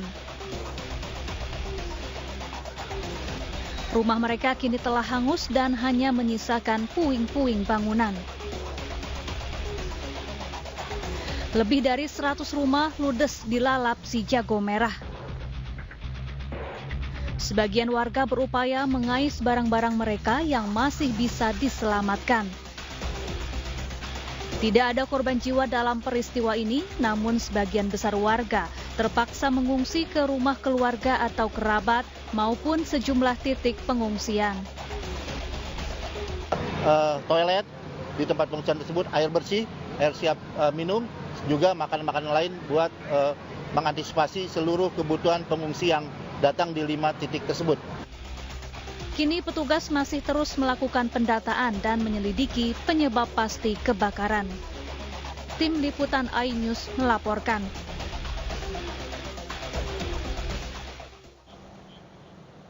Akibat kebakaran permukiman padat penduduk di Jalan Dr. Saharjo, Tebet, Jakarta Selatan, sejumlah warga yang kehilangan tempat tinggalnya terpaksa mengungsi di sekitar stasiun Manggarai. Ratusan warga mengungsi di pelataran stasiun Manggarai, tepatnya di jalur pemberangkatan KRL Bandara Soekarno-Hatta. Mereka membawa barang seadanya, diantaranya sejumlah perlengkapan tidur dan pakaian ganti. Total warga yang terdampak kebakaran permukiman padat penduduk ini mencapai 1.000 kepala keluarga atau sekitar 2.500 hingga 3.000 jiwa. Warga pun kini mengungsi sementara di halaman stasiun kereta api Bandara Manggarai sebelum nantinya dipindahkan ke 5 titik posko pengungsian. Di Gudang Infinia ada 2, kemudian di sepanjang jalan stasiun bandara ini kita siapkan 2, sama di Jalan Saharjo 1 titik pengungsiannya. Enggak, ini di jalanannya, ya bukan di sini karena kalau di sini mengganggu aktivitas stasiun bandara, tapi di jalanan. Tadi kurang lebihnya sekitar 1.000 kakak dan kurang lebihnya 2.500 sampai 3.000 jiwa. Pemirsa, keberadaan rumah singgah sangat dibutuhkan bagi para pejuang kanker dari berbagai daerah.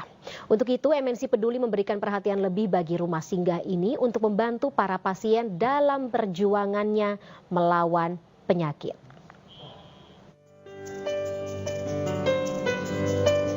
Rumah singgah Lentera Pejuang Kanker yang berada di Kota Bambu Utara, Palmerah, Jakarta Barat menjadi harapan bagi para pejuang kanker dari berbagai daerah. Keberadaan rumah singgah yang berdekatan dengan rumah sakit sangat membantu pasien maupun keluarga yang tengah menjalani pengobatan intensif. MNC Peduli memberikan perhatian lebih kepada rumah singgah Lentera Pejuang Kanker dengan memberikan bantuan dan pendampingan dengan berbagai kegiatan. Para pejuang kanker diberikan storytelling menari bersama agar memotivasi tetap semangat dalam menjalani proses penyembuhan. Para pendamping juga diberikan kegiatan kerajinan tangan agar tetap produktif. Senang, jadi anak-anak juga suka juga permainannya. Jadi menghibur lah sama anak-anak di sini gitu. Sangat terhibur banget. Semoga kedepannya semakin maju, semakin langgeng, semakin sukses buat MNC Peduli. MNC Peduli juga menyerahkan 10.000 masker medis untuk melindungi para pejuang kanker dan pendampingnya selama menjalani proses pengobatan ke rumah sakit. Tentunya kami ada program 1 juta masker yang akan kami bagikan ke rumah singgah yang berhubungan dengan pejuang-pejuang kanker. Nah, ini kita harapkan bisa segera terrealisasi, disebarkan atau dibagikan ke berbagai rumah singgah yang ada di Indonesia. Ini masker luar biasa bermanfaat karena penggunaannya pasti setiap hari gitu ke rumah sakit dan aktivitas keluar pun mereka harus menggunakan masker. MNC Peduli terus berkomitmen untuk membantu para pejuang kanker melalui program-program yang tepat sasaran. Dari Jakarta, Hadistia Arifa Aris Setiawan, iNews melaporkan. Kita beralih ke informasi lainnya, pemirsa. Saka Tatal, mantan terpidana kasus pembunuhan Vina dan Eki di Cirebon, Jawa Barat, memenuhi panggilan pemeriksaan sebagai saksi di Bareskrim Polri terkait dugaan keterangan palsu yang melibatkan Aep dan Dede. 7 terpidana. Saka didampingi tim pengacaranya tiba di gedung Bareskrim pukul 12 siang. Selain tim pengacara, Saka juga didampingi tim dari Lembaga Perlindungan Saksi dan Korban atau LPSK. Saka mengaku dirinya siap memberikan keterangan terkait peristiwa sesungguhnya kepada penyidik Bareskrim Mabes Polri. Saka juga menegaskan dirinya tidak pernah mengenal saksi Aep dan Dede. Dirinya juga membantah disebut berada di lokasi kejadian tempat Vina dan Eki ditemukan. Sementara kuasa hukum Saka Farhad Abbas mengungkapkan timnya membawa sejumlah barang bukti berkas pada 2016 lalu yang akan disampaikan ke penyidik. Salah satunya bukti percakapan telepon antara Widi dan Vina sebelum kematian Vina. Bukti percakapan telepon antara Widi dan Vina sebelum kematian. Artinya dengan ada bukti tersebut kita bisa pastikan bahwa tidak ada peristiwa di belakang showroom itu. Tidak ada, ya.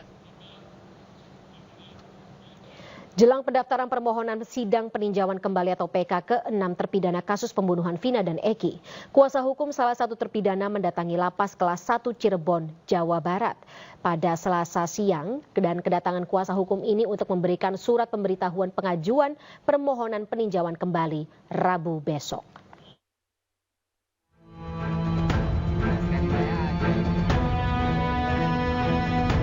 Tim kuasa hukum Rivaldi Aditya Wardana atau Ucil, terpidana kasus pembunuhan Vina dan Eki, mendatangi lapas kelas 1 Cirebon, Jawa Barat Selasa siang. kedatangan kuasa hukum untuk memberikan surat pemberitahuan bahwa 6 terpidana kasus pembunuhan Vina dan Eki akan mengajukan peninjauan kembali di Pengadilan Negeri Kota Cirebon. Tim kuasa hukum mengirimkan surat kepada Polda Jawa Barat serta Kementerian Hukum dan HAM agar ke-6 terpidana segera dikembalikan di Lapas Kelas 1 Cirebon. Nah, sekarang kami, tim pengacara juga meminta dikembalikan kembalilah 6 narapidana ini ke tempat semula, yaitu di Lapas Cirebon. Itu artinya untuk memudahkan PK atau gimana? Apa? Untuk memudahkan PK atau gimana?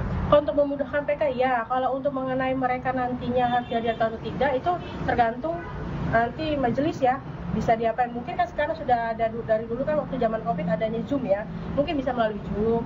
Syukur-syukur semuanya itu bisa dihadirkan di persidangan, lebih enak lagi nih ya Kak.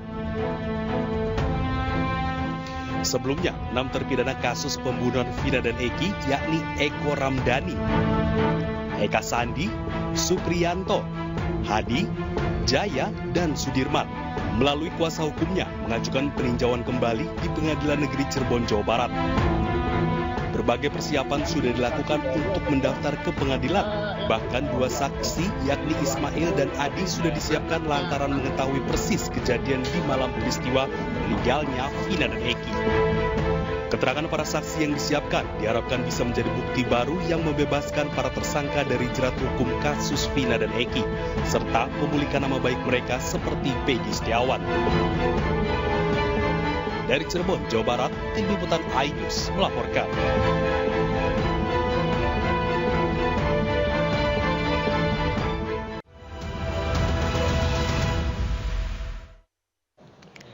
Terima kasih pemirsa, Anda masih bersama kami dalam iNews Sore. Malam ini Partai Golkar menggelar rapat pleno untuk memilih pelaksana tugas ketua umumnya. Sejumlah nama mempunyai peluang besar untuk menjadi PLT ketua umum sebelum pemilihan ketua umum definitif.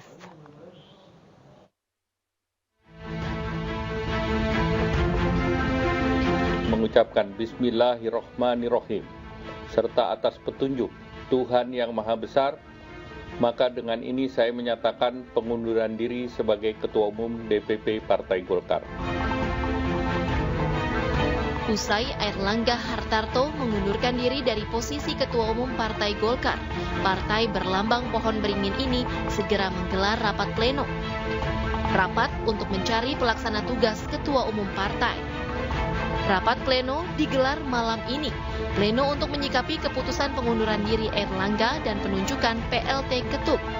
Selain itu, pleno akan memutuskan jadwal musyawarah nasional luar biasa untuk memilih ketua umum definitif.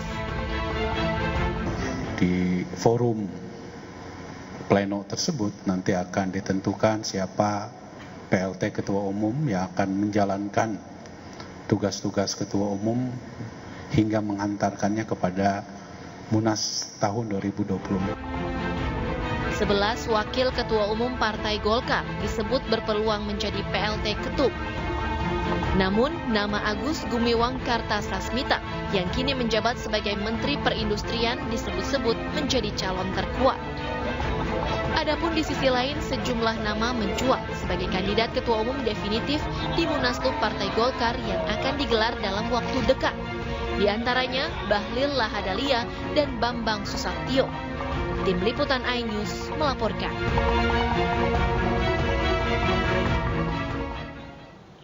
Sementara itu, Ketua Dewan Pembina Bapilu Partai Golkar Idrus Marham mengklaim ada 34 DPD provinsi yang mendukung Bahlil Lahadalia sebagai Ketua Umum pengganti Airlangga Hartarto.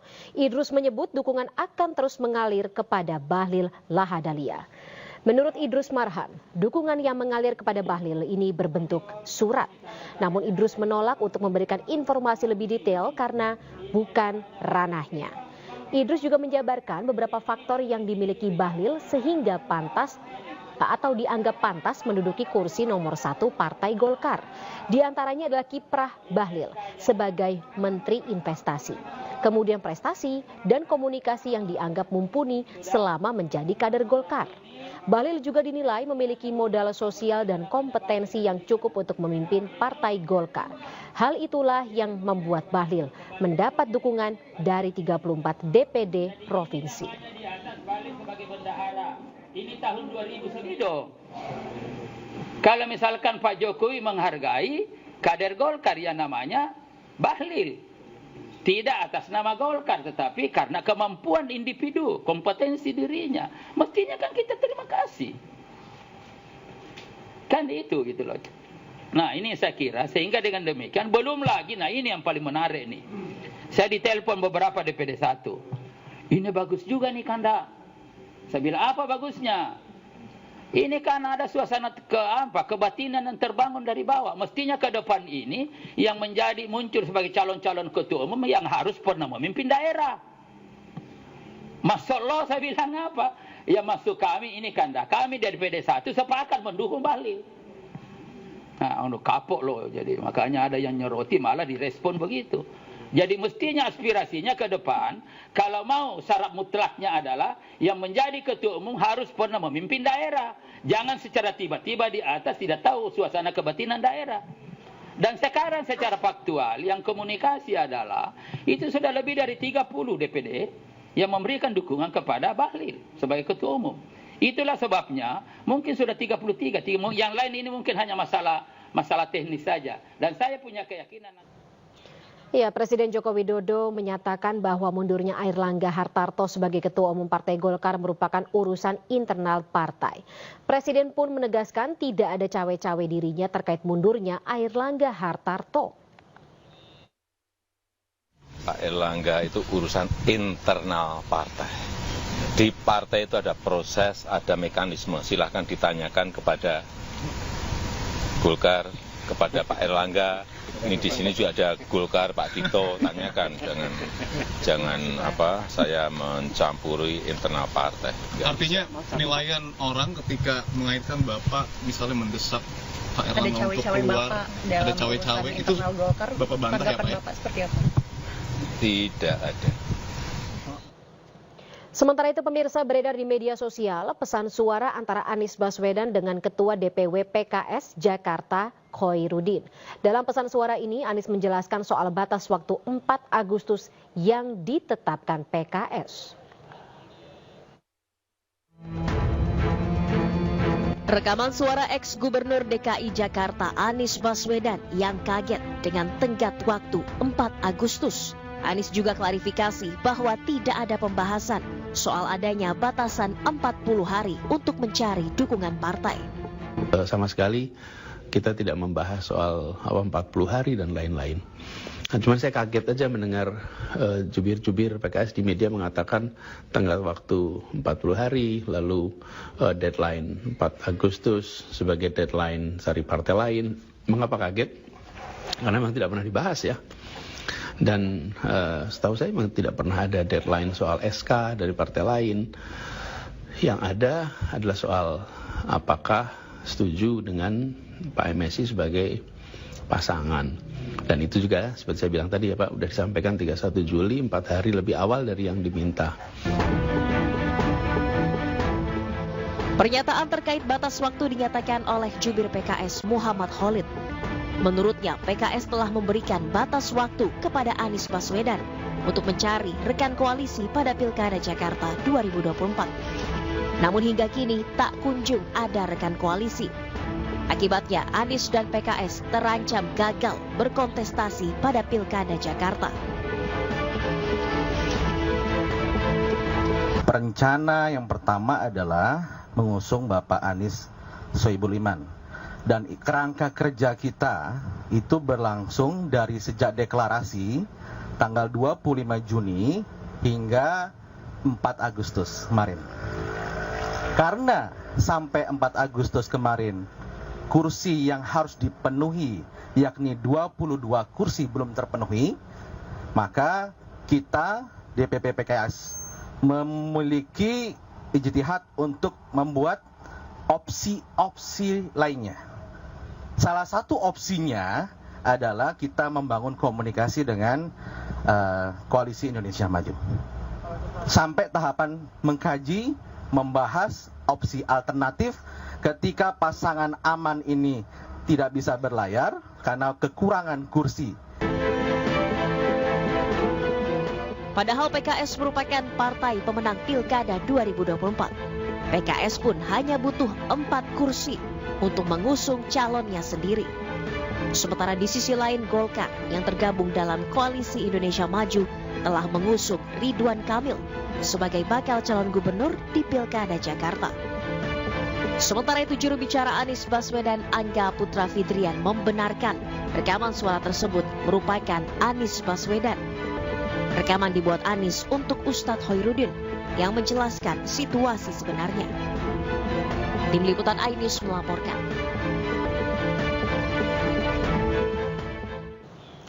Ya pemirsa, sementara itu dalam Pilkada 2024, kota kosong tidak hanya menghantui Jakarta. Di Pilgub Banten, Golkar diprediksi akan menarik dukungan untuk Airin Rahmidiani. Akibatnya Pilgub Banten akan menyisakan pasangan Andra Soni Dimyati Natakusuma.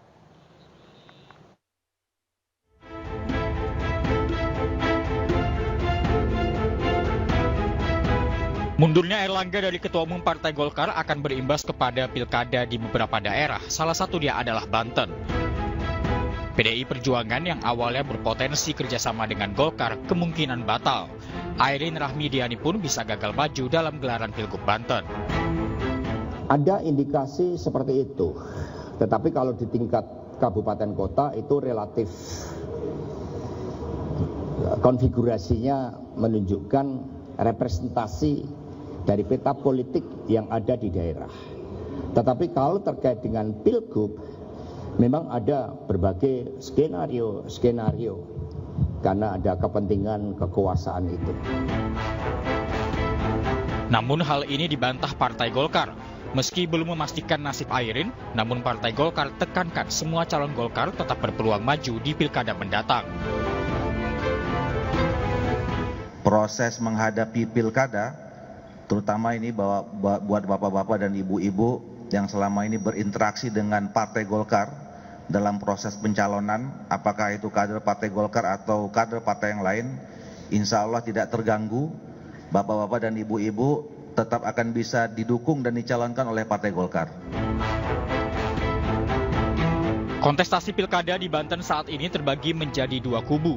Di satu sisi, pasangan Andra Soni Dimyati mendapat dukungan dari partai pengusung Prabowo Gibran di Pilpres 2024, kecuali Partai Golkar. Sementara di sisi lain, Partai Golkar mengusung kadernya Airin Rahmidiani untuk maju di Banten. Bahkan Partai Golkar sempat diprediksi akan berkoalisi dengan PDI Perjuangan. Tim Liputan iNews melaporkan.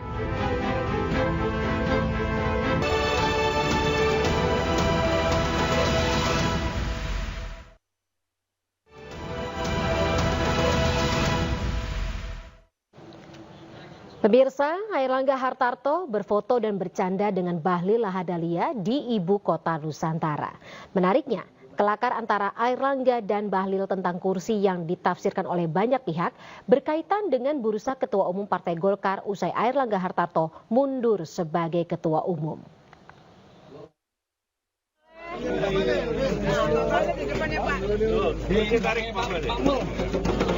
Kursinya Pak Kapolri aja diambil lah Bapak.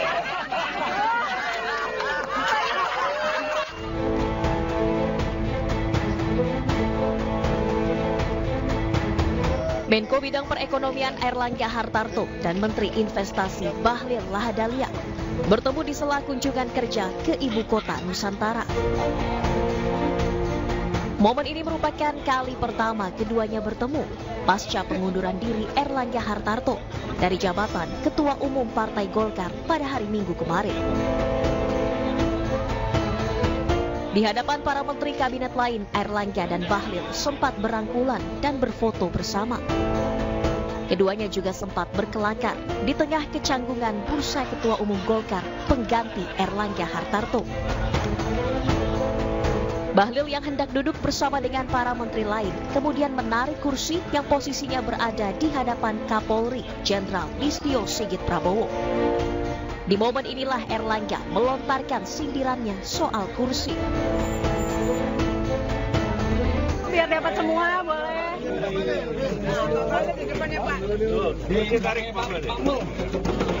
Kursinya Pak Kapolri aja diambil lah Bapak.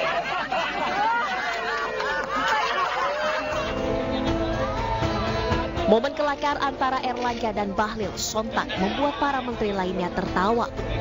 Pasalnya candaan itu terjadi di tengah dinamika di internal Partai Golkar pasca mundurnya Erlangga Hartarto sebagai Ketua Umum. Nama Bahlil Lahadalia menjadi salah satu nama yang disebut-sebut berpotensi menggantikan Erlangga sebagai Ketua Umum Partai Beringin. Tim Liputan iNews melaporkan. Dan malam ini pemirsa, Partai Golkar menggelar rapat pleno untuk memilih pelaksana tugas Ketua Umum. Sejumlah nama mempunyai peluang besar untuk menjadi PLT Ketua Umum sebelum pemilihan Ketua Umum definitif.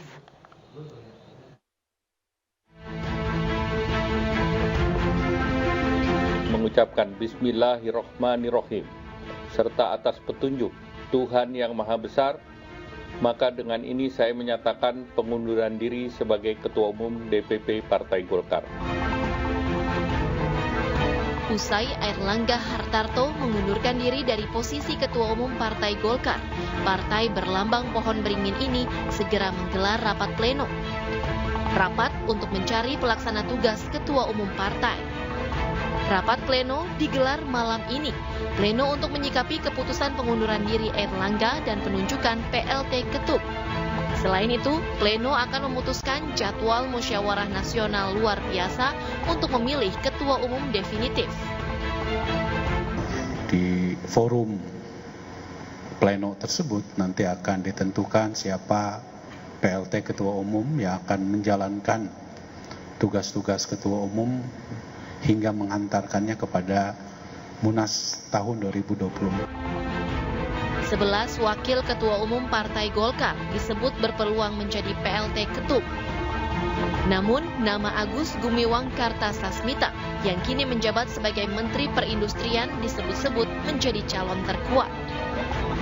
Adapun di sisi lain, sejumlah nama mencuat sebagai kandidat Ketua Umum definitif di Munaslup Partai Golkar yang akan digelar dalam waktu dekat. Di antaranya Bahlil Lahadalia dan Bambang Susatyo. Tim Liputan iNews melaporkan. Sementara itu, Ketua Dewan Pembina Bapilu Partai Golkar Idrus Marham mengklaim ada 34 DPD provinsi yang mendukung Bahlil Lahadalia sebagai Ketua Umum pengganti Erlangga Hartarto. Idrus menyebut dukungan akan terus mengalir kepada Bahlil Lahadalia. Menurut Idrus Marham, dukungan yang mengalir kepada Bahlil ini berbentuk surat. Namun Idrus menolak untuk memberikan informasi secara detail karena bukan menjadi ranahnya. Idrus juga menjabarkan beberapa faktor yang dimiliki Bahlil sehingga pantas menduduki kursi nomor 1 di Partai Golkar. Di antaranya adalah kiprah Bahlil sebagai Menteri Investasi Republik Indonesia. Kemudian prestasi dan komunikasi yang dianggap mumpuni selama menjadi kader Golkar. Bahlil juga dinilai memiliki modal sosial dan kompetensi yang cukup untuk memimpin Partai Golkar. Dan hal inilah yang membuat Bahlil mendapat dukungan dari 34 DPD provinsi. Jadi ini namanya di atas Bahlil sebagai bendahara. Ini tahun 2009. Kalau misalkan Pak Jokowi menghargai kader Golkar yang namanya Bahlil. Tidak atas nama Golkar, tetapi karena kemampuan individu, kompetensi dirinya. Mestinya kan kita terima kasih. Kan itu gitu loh. Nah ini saya kira, sehingga dengan demikian, belum lagi, nah ini yang paling menarik nih. Saya ditelepon beberapa DPD 1. Ini bagus juga nih Kanda. Saya bilang, apa bagusnya? Ini kan ada suasana kebatinan yang terbangun dari bawah. Mestinya ke depan ini yang menjadi muncul sebagai calon-calon ketua umum yang harus pernah memimpin daerah.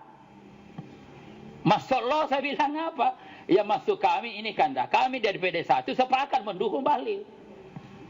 Nah, kapok loh. Jadi makanya ada yang nyoroti malah direspon begitu.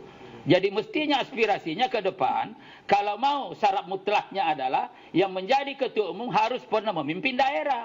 Jangan secara tiba-tiba di atas tidak tahu suasana kebatinan daerah. Dan sekarang secara faktual yang komunikasi adalah itu sudah lebih dari 30 DPD yang memberikan dukungan kepada Bahlil sebagai ketua umum. Itulah sebabnya mungkin sudah 33, yang lain ini mungkin hanya masalah teknis saja. Dan saya punya keyakinan nanti lengkap menjadi 38. Presiden Joko Widodo menyatakan bahwa mundurnya Airlangga sebagai Ketua Umum Partai Golkar merupakan urusan internal partai. Presiden pun menegaskan tidak ada cawe-cawe dirinya terkait mundurnya Airlangga Hartarto. Pak Airlangga itu urusan internal partai.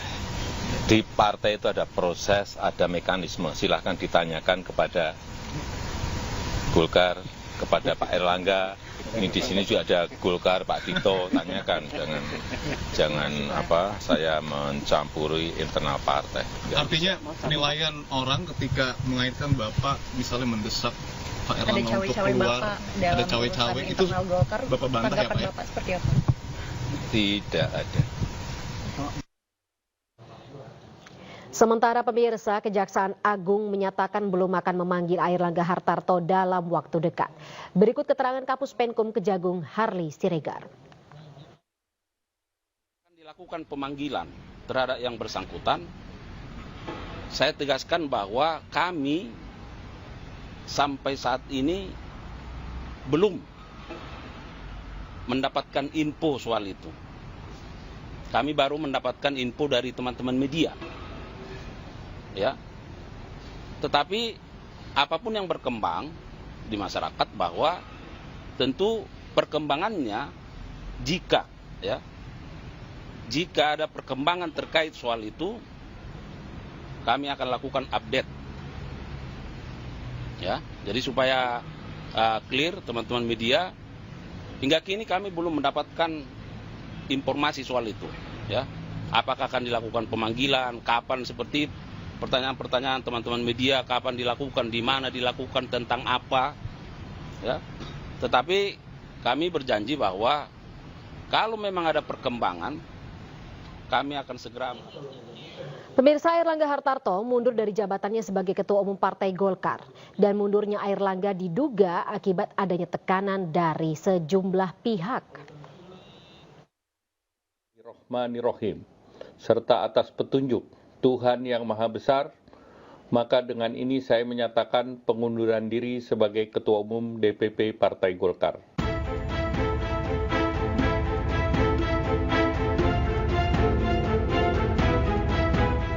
Airlangga Hartarto mundur dari jabatannya sebagai Ketua Umum Partai Golkar.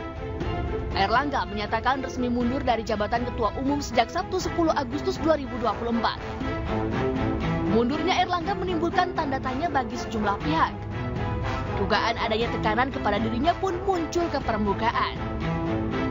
Tidak mungkin Pak Airlangga mundur tanpa adanya tekanan politik yang luar biasa. Jadi boleh dikatakan bahwa mundurnya Pak Airlangga ini adalah momentum bersatunya kekuatan atau faksi eksternal dan faksi-faksi internal di Partai Golkar yang menginginkan Pak Airlangga mundur. Namun dugaan ini dibantah Partai Golkar. Golkar menegaskan mundurnya Airlangga tidak ada hubungannya dengan masalah eksternal. Oh, tidak ada. Bahwa Pak Airlangga mundur sebagai Ketua Umum Partai Golkar tanpa tekanan, dan beliau ingin lebih mengedepankan tugas-tugas beliau sebagai Menko Perekonomian yang saya kira tugas tantangan global semakin besar di depan mata. Sebelumnya Airlangga sempat diperiksa sebagai saksi pada Juli 2023 terkait kasus dugaan suap ekspor CPO. Beredar info bahwa Kejagung akan melakukan pemeriksaan terhadap Airlangga besok. Namun pihak Kejagung belum memberikan keterangan resmi. Tim Liputan iNews melaporkan.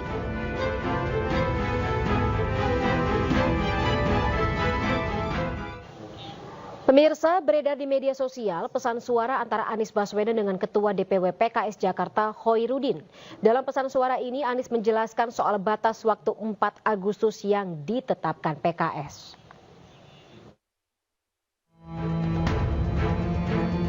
Rekaman suara ex-gubernur DKI Jakarta Anies Baswedan yang kaget dengan tenggat waktu 4 Agustus. Anies juga klarifikasi bahwa tidak ada pembahasan soal adanya batasan 40 hari untuk mencari dukungan partai. Sama sekali kita tidak membahas soal 40 hari dan lain-lain. Cuman saya kaget aja mendengar jubir-jubir PKS di media mengatakan tenggat waktu 40 hari, lalu deadline 4 Agustus sebagai deadline dari partai lain. Mengapa kaget? Karena memang tidak pernah dibahas ya. Dan setahu saya memang tidak pernah ada deadline soal SK dari partai lain. Yang ada adalah soal apakah setuju dengan Pak MSI sebagai pasangan. Dan itu juga seperti saya bilang tadi ya Pak, sudah disampaikan 31 Juli, 4 hari lebih awal dari yang diminta. Pernyataan terkait batas waktu dinyatakan oleh jubir PKS Muhammad Khalid. Menurutnya, PKS telah memberikan batas waktu kepada Anies Baswedan untuk mencari rekan koalisi pada Pilkada Jakarta 2024. Namun hingga kini tak kunjung ada rekan koalisi. Akibatnya, Anies dan PKS terancam gagal berkontestasi pada Pilkada Jakarta. Rencana yang pertama adalah mengusung Bapak Anies Sohibul Iman. Dan kerangka kerja kita itu berlangsung dari sejak deklarasi tanggal 25 Juni hingga 4 Agustus kemarin. Karena sampai 4 Agustus kemarin kursi yang harus dipenuhi, yakni 22 kursi belum terpenuhi, maka kita DPP PKS memiliki ijtihad untuk membuat opsi-opsi lainnya. Salah satu opsinya adalah kita membangun komunikasi dengan Koalisi Indonesia Maju. Sampai tahapan mengkaji, membahas opsi alternatif ketika pasangan aman ini tidak bisa berlayar karena kekurangan kursi. Padahal PKS merupakan partai pemenang Pilkada 2024. PKS pun hanya butuh 4 kursi untuk mengusung calonnya sendiri. Sementara di sisi lain Golkar yang tergabung dalam Koalisi Indonesia Maju telah mengusung Ridwan Kamil sebagai bakal calon gubernur di Pilkada Jakarta. Sementara itu juru bicara Anies Baswedan Angga Putra Fidrian membenarkan rekaman suara tersebut merupakan Anies Baswedan. Rekaman dibuat Anies untuk Ustadz Hoirudin yang menjelaskan situasi sebenarnya. Tim Liputan iNews melaporkan. Sementara itu pemirsa, istilah kota kosong kembali mengemuka jelang Pilkada 2024. Dalam sejarah, kota kosong pernah menang dalam Pilkada 2018 di pemilihan wali kota Makassar, Sulawesi Selatan. Apa yang terjadi? Berikut informasi selengkapnya.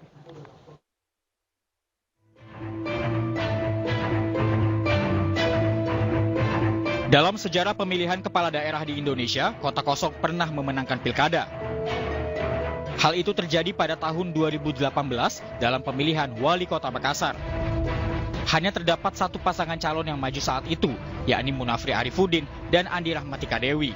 Pasangan Munafri Andi sendiri diusung oleh 10 partai politik, yakni Nasdem, Golkar, PAN, Hanura, P3, PDIP, Gerindra, PKS, PKPI, dan PBB. Dari hasil rekapitulasi, pasangan Munafri Andi total mendapatkan 264.071 suara, sementara kota kosong berhasil meraih 300.969 suara.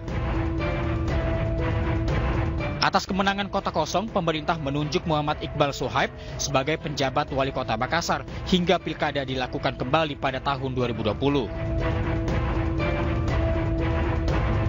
Menariknya, pada Pilkada 2024, Munafri Arifuddin kembali akan mencalonkan diri sebagai calon wali kota Makassar bersama dengan Aliyah Mustika Ilham sebagai pasangannya. Pasangan Munafri Aliyah telah mendapatkan dukungan dari sejumlah partai, di antaranya Golkar, Perindo, PAN, dan Demokrat. Tim Liputan iNews melaporkan.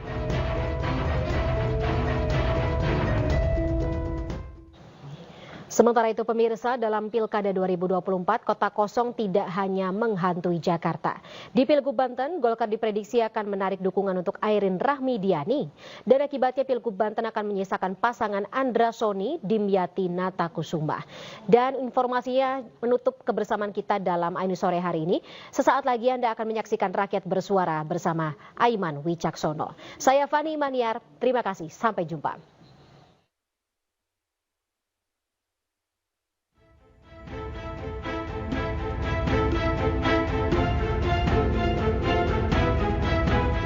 Mundurnya Airlangga dari Ketua Umum Partai Golkar akan berimbas kepada pilkada di beberapa daerah, salah satu dia adalah Banten.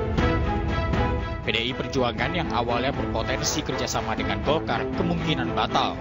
Airin Rahmidiani pun bisa gagal maju dalam gelaran Pilgub Banten. Ada indikasi seperti itu, tetapi kalau di tingkat kabupaten kota itu relatif konfigurasinya menunjukkan representasi dari peta politik yang ada di daerah. Tetapi kalau terkait dengan Pilgub, memang ada berbagai skenario karena ada kepentingan kekuasaan itu. Namun hal ini dibantah Partai Golkar. Meski belum memastikan nasib Airin, namun Partai Golkar tekankan semua calon Golkar tetap berpeluang maju di pilkada mendatang. Proses menghadapi pilkada, terutama ini buat bapak-bapak dan ibu-ibu yang selama ini berinteraksi dengan Partai Golkar dalam proses pencalonan, apakah itu kader Partai Golkar atau kader Partai